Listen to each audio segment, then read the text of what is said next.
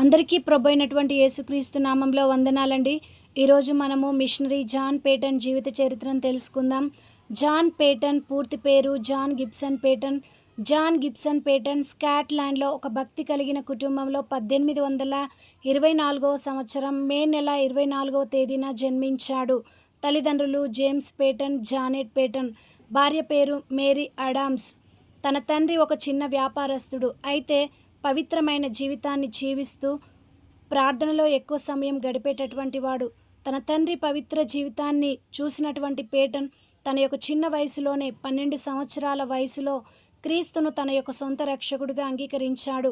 తర్వాత దేవుని సేవ చేయాలని ఆశతో వేదాంత విద్యలు కూడా అభ్యసించాడు. పేదవారి మధ్య సేవ చేస్తూ త్రాగుబోతులు, వ్యభిచారులు, నాస్తికులుగా ఉన్నవారి మధ్య క్రీస్తు ప్రేమను ప్రకటించి అనేకులను క్రీస్తు వైపుకు త్రిప్పాడు. కొన్ని ప్రాంతాలలో అనేకులు క్రీస్తు ప్రేమను ఎరగకయే మరణిస్తున్నారు అని గుర్తించి మిషనరీగా వెళ్ళి సేవ చేయాలి అని ఆశ కలిగి ప్రార్థించాడు.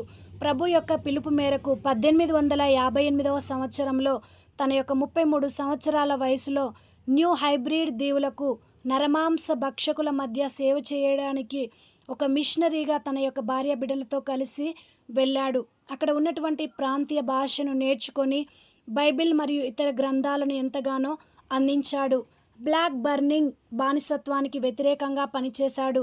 తన మిషనరీ సేవలను అర్థవంతంగా చేస్తూ ఆచారాలు, ప్రార్థనలు, మానవ సంబంధాల ద్వారా ప్రజలకు క్రైస్తవ ధర్మాన్ని వివరించాడు.